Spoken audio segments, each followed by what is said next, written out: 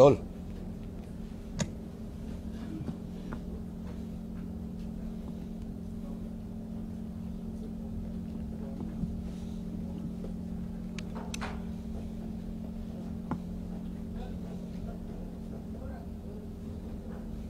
এই চাইডৰ পৰা তলত ভালে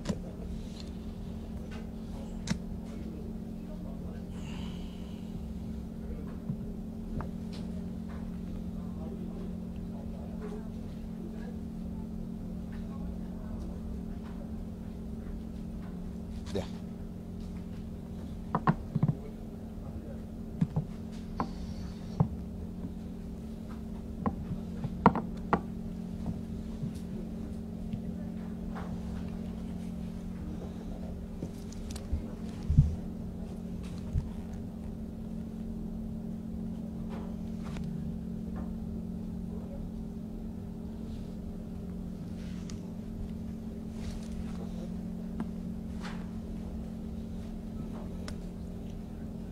আৰুতো নাই আৰম্ভ কৰিব পাৰোঁ হা ইয়াক লগাই লোৱা অলপ হা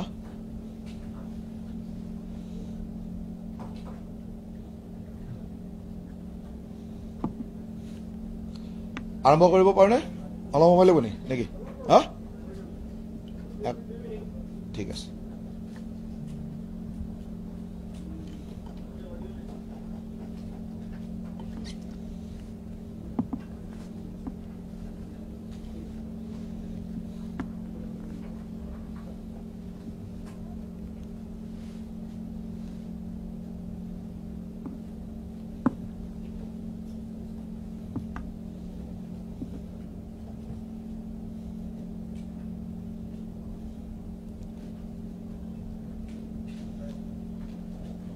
আৰম্ভ কৰোঁ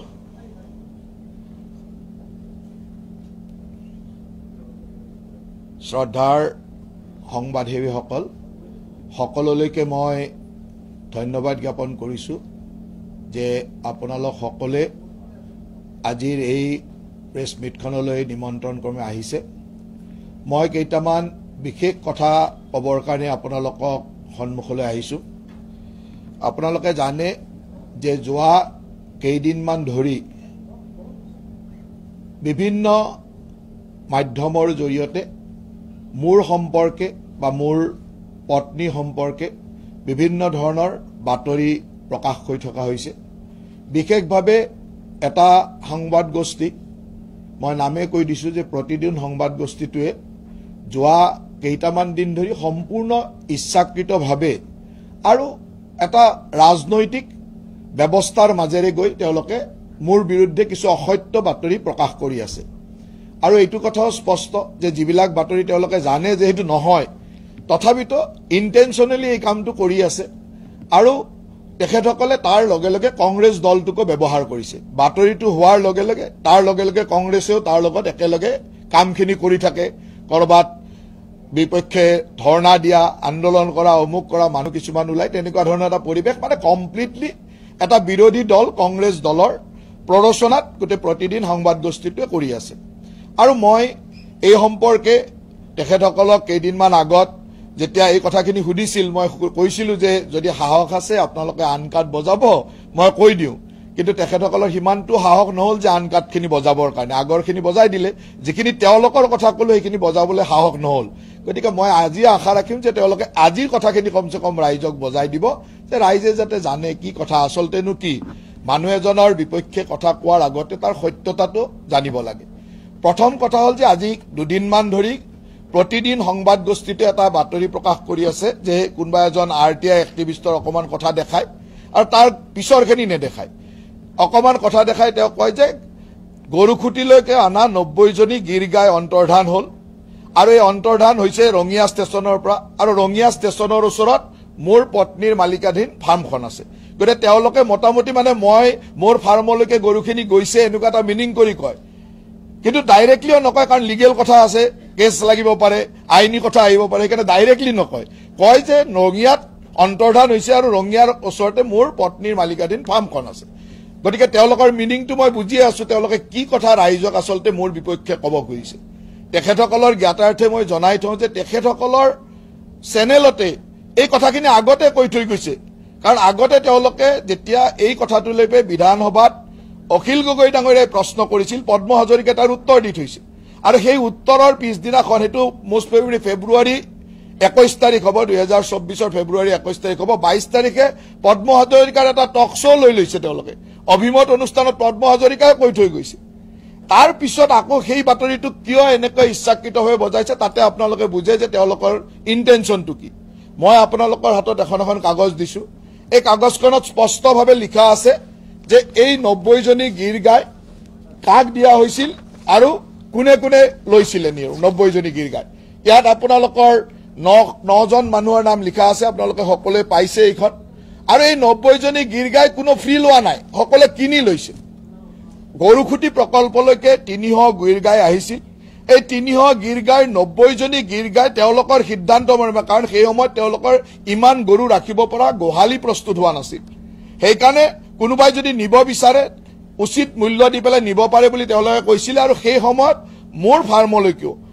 এই তাত লিখা আছে জেএমবি একুৱা এগ্ৰো প্ৰাইভেট লিমিটেড এটো মোৰ পত্নীৰ মালিকাধীন ফাৰ্ম এই ফাৰ্মখনৰ নামত 20 জনী গাই গৰু আমি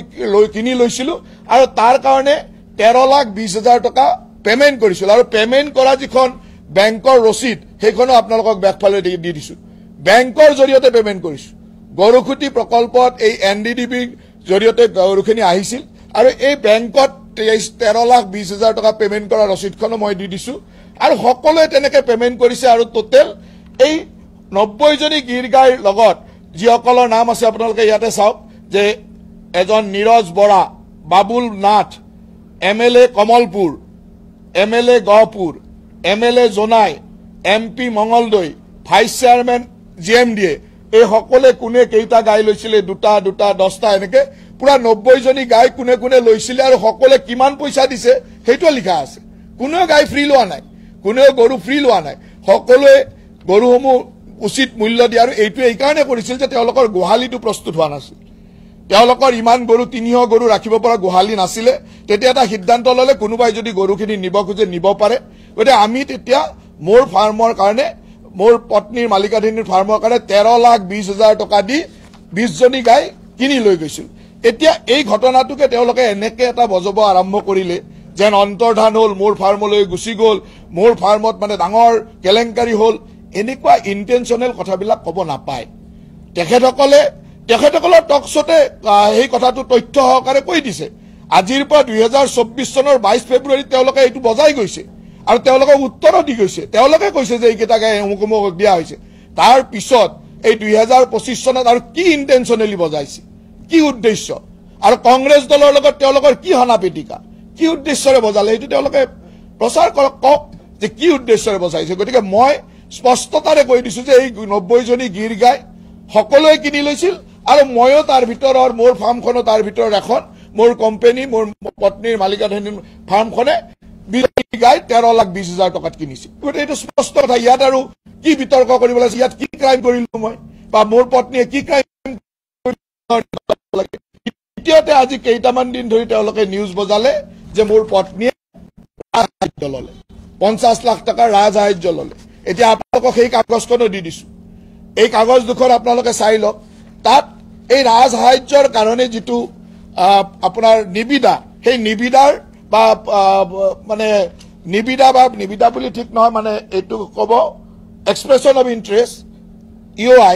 ইউআই খন ট্ৰিবিউনতে ওলাইছিল আৰু ট্ৰিবিউনত তেওঁলোকে এই এডভাৰটাইজমেন্টটো দিছিল যে এনেকে তেওঁলোকে ৰাজসাহায্য দিব গভৰ্ণমেণ্টে তাত লিখা আছে কিহৰ কাৰণে দিব assistance to entrepreneur for establish of commercial dairy farm এইটো 2022-23 বৰ্ষৰ কাৰণে 20টা ইউনিট দিবৰ কাৰণে তলত লিখা আছে ইউনিটৰ নাম্বাৰো লিখা আছে ফিজিক্যাল টাৰ্গেট ডিউৰিং 22-23 20টা ইউনিট 20টা ইউনিট দিবৰ কাৰণে তেওঁলোকে এডভাৰটাইজ কৰিছিল আসাম ট্ৰিবিউন কাকতত প্ৰথমবাৰ এডভাৰটাইজ কৰোতে তাৰ এপ্লিকেশন অত্যন্ত অকমান আহিলে কেইখনমান আহিলে তেওঁলোকে আকৌ কেনসেল কৰি তাত লিখিও দিছে ইয়াতে যদি চাই ইয়াতে লিখা আছে লিখি দিছে যে it is for the general notice that due to non-receipt of sufficient number of applicants for the expression of interest, for the bankable scheme for assistance of entrepreneur of establishment of the commercial dairy farm during year, by demand number hereby stand cancel. তাৰমানে এবাৰ তেওঁলোকে advertise দি কোনো মানুহে আবেদন কম কৰিলে নকৰিলে তাৰপিছত আকৌ এবাৰ আবেদন কৰিছে 20টা ইউনিটৰ কাৰণে আৰু ইয়াত স্পষ্টভাৱে লিখা আছে যে ইয়াত কেনেকে ডায়েৰী ফাৰ্মৰ লোন পায় এটো লোন গ্ৰেণ্ড মিন্স লোন এটো ইয়াত লিখিছে যে লোন ফ্ৰম কমাৰ্চিয়েল বেংক 40% 40% বেংকৰ পৰা লোন ল'ব লাগিব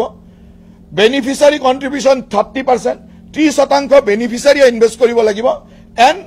এসিস্টেন্স from government including training cost 30% আৰু ট্ৰেইনিং কষ্ট 30% গভৰ্ণমেণ্টে দিব আৰু সেইটোকে আমি সাবসিডি বুলি কওঁ এই যে গোটেই 1,64,88,000 এই স্কিমটো তেওঁলোকে একদম প্ৰপাৰ মডেল স্কিম হিচাপে এডভাৰটাইজ কৰিছিল এই এডভাৰটাইজ কৰোতে মোৰ পত্নীৰ মালিকাধীন যেটো কোম্পানী বা মোৰ পত্নীয়ে তাত আবেদন কৰিছিল এই আবেদন কৰোতে আটাইতকৈ ইন্টাৰেষ্টিং কথাটো হল যে বহুত মানুহে কৈছে আমি দুখিয়াৰ ভাত মাৰি ললে বেলেগ মানুহ দিব পাৰিলেহেঁতেন ইয়াতে ইউনিট আছিল 20টা আবেদন কৰিছিল 16খন এখন আবেদন কেনসেল কৰিলে 20 জনক দিবৰ কাৰণে 20 জন মানুহ আবেদনে নকৰিলে 15 জন মানুহ আৰু আপোনালোকে শুনি আচৰিত হ'ব যে এইটো লবৰ কাৰণে তেতিয়া কৃষি মন্ত্ৰী আছিল অতুল বৰা ডাঙৰীয়া মই অতুল বৰা ডাঙৰীয়াক ক'ব লগাৰ কোনো প্ৰয়োজন নাছিল কিয় এই কাৰণে আছিল যে ইয়াত আবেদনে কৰিছে 16 জনে দিব ওলাইছে 20 জনক আৰু এজনে আবেদন কৰা এজনৰ কেনসেল হল তেওঁৰ কিবা ডকুমেন্ট শৰ্ট আছিল বাকি 15 জনক দিছে 15 জনৰ লিষ্টখন আপোনালোকে টিভিত অলৰেডি ওলাইছে মই লিষ্টখন দি দিছো আৰু তাৰ আগত চালে হল আবেদনৰ তেওঁলোকে লিখি দিছে যে ইউনিট কেইটা আছিল তলত আপুনি যদি প্ৰথম এডভাৰটাইজমেন্টত চাই তাৰ তলতে লিখা আছে যে ফিজিক্যাল টাৰ্গেট ডিউৰিং 22-23 20 ইউনিট তাৰমানে 20 জন মানুহক দিবৰ কাৰণে এই এডভাৰটাইজটো কৰিছিল এই এডভাৰটাইজটোত 16 জন মানুহে আবেদন কৰিছিল এজনৰ আবেদন কিবা কাৰণত তেওঁৰ ডকুমেন্টস আগে নাছিল কেনসেল হল 15 জনক দিলে ইয়াতে কোনোবাই আবেদন কৰিলে জুনে আবেদন কৰিছে তেৱে পালেহেঁতেন আৰু মোৰ পত্নীয়ে যেহেতু ডায়েৰী ফাৰ্ম আৰু ইয়াতে ডায়েৰী ফাৰ্ম কৰিবৰ কাৰণে এক্সিস্টিং ডায়েৰী ফাৰ্ম থাকিব লাগিব এই ডায়েৰী ফাৰ্মখন আপগ্ৰেড কৰিবৰ কাৰণে তেওঁলোকে লোন দিব আৰু লোন লবৰ কাৰণে বেংকে আপোনাক লোন দিব লাগিব বেংকে লোন দিলে তেওঁলোকে বেংকলৈকে সাবসিডিটো পঠাই দিব সাবসিডি পইচাটো বেংকলৈকে পঠাই দিব মানে ইয়াত কোড ভুল কৰিলে মই এই কথাটো বুজি নাপালো আৰু এইটো কোনো দুখিয়া মানুহৰ যে কোনোবাই পাবলগীয়া বঞ্চিত কৰি তেওঁ পাইছে তেতিয়াও কলোহেঁতেন যে ইয়াত আবেদন কৰিলে আৰু 5 জনে পালেহেঁতেন আবেদনে নাহিলে মানে এনেকুৱা এটা বাতৰি তেওঁলোকে জানে এই গোটেই কাগজখিনি তেওঁলোকৰ ওচৰত আছে এই কাগজখিনি তেওঁলোকৰ আছে এইখন বজাইছে মানে তাৰ আগৰখনো আছে এইখনটো পেপাৰত তেওঁলোকে দেখুৱাইছে মোৰ পত্নীৰ নাম থকাটো দেখুৱাইছে গতে এইখনো আছে আগত 20টা যে ইউনিট আছিল 20টা ইউনিটৰ যে 15টাই দিব পাৰিলে এই কথাটো তেওঁলোকে জানে কিন্তু মানুহজনৰ ইন্টেনশনটো এনেকুৱা যে তেওঁলোকে ইন্টেনশনালি মোৰ ভাৱমূৰ্তি নষ্ট কৰিবৰ কাৰণে কাম কৰি আছে মই তেওঁলোকক এই কথাখিনি হিদনাখন খুব সুন্দৰকে বুজাই দিলো যে এই আসল কথাটো এইটো এনেকে ৰাজসাহায্য লৈছে এইটো নিয়ম আৰু ইয়াত কোনো দুখিয়া মানুহক মানে বঞ্চিত কৰি কোনো প্ৰাপ্য মানুহক বঞ্চিত কৰি লোৱা নাই আনকি প্ৰাপ্য মানুহে নোলালে যে কোনোবা আবেদন কৰা প্ৰাপ্য মানুহ নোলাল তাৰ পিছত সেইকাৰণে মই কৈছিলো যে যিবিলাক মানুহে এইবিলাক কথালৈ খুব খুচৰি থাকে সেইবিলাক মানুহৰ ব্যক্তিগত জীৱন বা সামাজিক জীৱনবিলাকো মই হিদনাখন আনকাট বজাবলৈ কৈছিলো যে আনকাট বজাওক যে আপোনালোকৰ যদি সাহস আছে বজাওক যিজন মানুহে মই তাত লিখি দিছিলো যে সালনীয়ে বেজি খায় গাত ফুটা আছে বুলি সালনীৰ গোটেই দেহটোতে ফুটা থাকে এইটোতেও দেখা নাপায় সেই সংবাদ গোষ্ঠী প্ৰতিদিন সংবাদ গোষ্ঠীটোৰ গোটেই দেহটোতে ফুটা আছে মালিকৰ পৰা চিফ এডিটৰৰ পৰা তেওঁলোকৰ মানে এই যিখন এংকৰ ওলাই তেওঁৰ পৰা সকলোৰে দেহত ফুটা আছে ইমানেই ফুটা আৰু মইতো দায়িত্ব সহকাৰে ক'ব পাৰো যে যিদিনাখনৰ পৰা বিজেপি দলত যোগদান কৰিছো সেইদিনাখনৰ পৰা কোনো ধৰণৰ বেয়া কাম কৰাৰ নজিৰ কোনো দেখুৱাব নোৱাৰে কোনো তথ্য দিব নোৱাৰে কংগ্ৰেছ দলত যেতিয়া আছিলো তেতিয়া কংগ্ৰেছ দলৰ কাৰণে কিছুমান এনেকুৱা কাম কৰিছিলো যিবিলাক কামে আজিও আমাক টানি থাকে কংগ্ৰেছ দলে তাৰ দায়িত্ব ল'ব লাগিব আমি কংগ্ৰেছ দলত যেতিয়া আছিলো যুৱ কংগ্ৰেছ কৰিছিলো তেতিয়া বহুত এনেকুৱা কামক আমাক জড়িত কৰা হৈছিল যিবিলাকৰ দায়িত্ব কিন্তু কংগ্ৰেছ দলে ল'ব লাগিব কাৰণ কংগ্ৰেছ দলত থকাৰ কাৰণে এইবিলাক কৰিব লগা হৈছিল